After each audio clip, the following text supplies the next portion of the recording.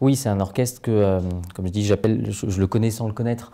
C'est bien la première fois que je travaille avec eux réellement en tant que chef invité. Et en même temps, je suis né en région centre. C'est un orchestre que je connais de nom et de réputation depuis un long moment. Et puis, par une attache forte avec Jean-Marc Auchereau que j'ai bien connu à la fin de sa vie. C'est un orchestre que j'ai déjà entendu en concert, en répétition. Jean-Marc Auchereau qui fut le chef Tout à fait, d'orchestre voilà, de l'Orchestre d'Orléans, qui l'a amené à un très haut niveau. Complètement. Et qui était également directeur du conservatoire de Tours après celui d'Orléans. Exactement, et c'est moi dans ce cadre-là que je l'ai connu. Ça a été le directeur du conservatoire quand j'étais élève là-bas. Et puis, c'est lui qui m'a en fait initié à la direction d'orchestre, c'est lui qui m'a donné envie, la passion de ce métier, qui m'a fait découvrir aussi, tout simplement, parce que quand on est jeune, c'est un métier qui paraît très mystérieux, où on ne sait pas trop à quoi ça correspond, à part bouger les bras, mais ça, en fait, c'est qu'une toute petite partie du métier. Et donc, c'est grâce à lui, et donc indirectement par l'Orchestre d'Orléans. Donc, c'est vrai que de les retrouver aujourd'hui pour travailler pour la première fois sur ce magnifique programme, c'est vraiment un lien très particulier. C'est beaucoup de professeurs de la région centre que moi j'ai rencontrés à un moment ou à un autre, ou indirectement. Je travaille beaucoup avec les élèves de ces profs-là, donc de mettre des visages sur des noms que je connais depuis un long moment, c'est aussi très agréable. Donc c'est pour ça que ce lien est un petit peu particulier par rapport à d'autres orchestres qui existent dans le monde et en France. J'ai la chance d'avoir travaillé avec Alain Altinoglu, qui est un jeune chef français, maintenant mondialement connu, qui a été vraiment, je pense, quelqu'un de déterminant dans mon apprentissage, et qui l'est d'ailleurs aujourd'hui, même si je ne suis plus élève, donc j'ai plus l'occasion de le voir aussi souvent qu'avant, mais c'est quelqu'un qui m'inspire énormément. J'ai eu la chance de rencontrer Bernard Haitink aussi, qui est quand même une légende de la direction d'orchestre, en masterclass. Ça a été aussi une rencontre, même si ça a été 3-4 jours, voilà, ça fait partie de ces personnalités qui marquent dans une vie.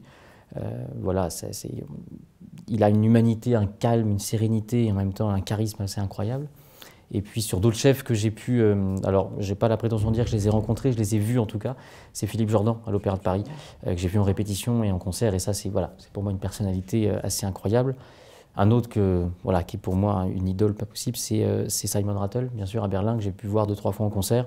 Voilà, j'ai juste pu lui serrer la main, mais rien que ça, c'est quelqu'un qui rayonne, qui est absolument incroyable. Voilà, c'est des chefs comme ça qui m'inspirent, en tout cas, Voilà, faut pas chercher à copier. C'est toujours ce que je dis quand on me demande quels sont les chefs qui nous inspirent.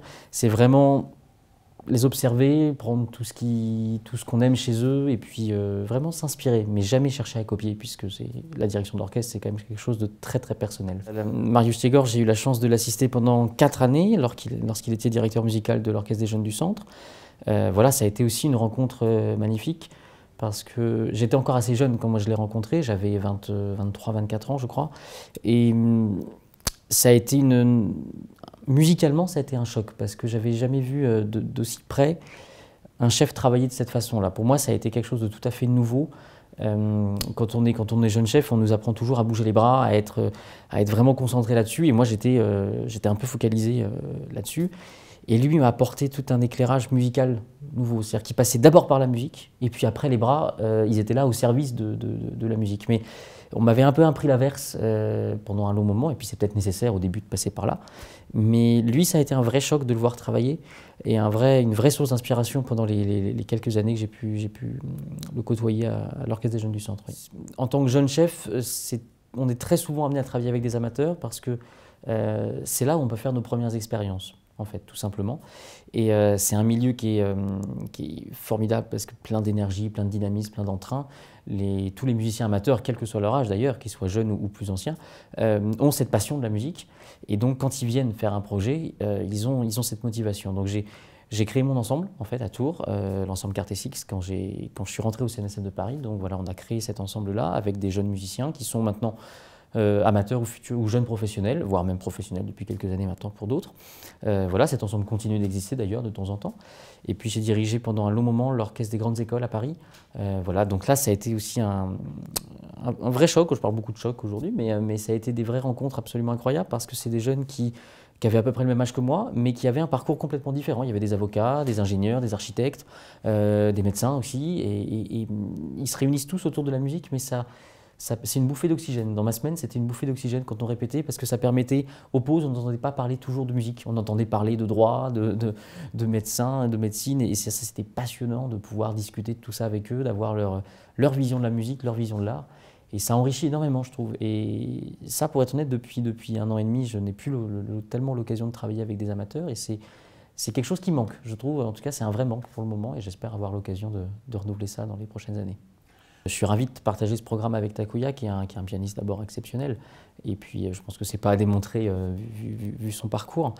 Et ce lien avec la musique contemporaine, il est maintenant, je pense, très très proche dans les orchestres. On a vraiment, avant c'était très séparé, et maintenant les orchestres traditionnels sont amenés à faire beaucoup de musique contemporaine, et c'est une très bonne chose. Et en même temps, ce lien que je peux avoir avec l'ensemble intercontemporain, travailler avec des chefs absolument incroyables sur ce répertoire-là. Si je peux apporter cette petite touche-là avec l'Orchestre d'Orléans sur le répertoire en tout cas de Bartók, qui même s'il n'est pas considéré comme contemporain, est quand même un compositeur assez récent dans le répertoire, et particulièrement ce concerto, qui est l'une de ses dernières œuvres. J'espère que ça apporte quelque chose, en tout cas. C'est modestement, j'essaye d'apporter ma petite expérience à ce programme. La musique folklorique, de toute façon, elle est très présente dans la musique, dans l'histoire de la musique. Ça, c'est quelque chose souvent qu'on a tendance à oublier, malheureusement, parce que la musique folklorique, la musique populaire, elle a été présente depuis le Moyen-Âge jusqu'à aujourd'hui, et peut-être même encore plus aujourd'hui. Elle est extrêmement présente dans la musique contemporaine. Je dirigeais il n'y a pas si longtemps une pièce de Steve Reich qui s'inspirait de chansons de Radiohead. Voilà, ce lien, il existe encore, et la pièce date de 2012, donc c'est très récent. Et Bartók est peut-être celui qui l'a fait rentrer dans la modernité, puisqu'il a été missionné pour partir dans sa Hongrie et dans l'Empire, encore dans toute cette partie de la Hongrie, pour enregistrer ces chansons-là, et après il les a réutilisées dans ses œuvres largement. Donc on entendra dans les danses roumaines, notamment par lesquelles on ouvre le programme.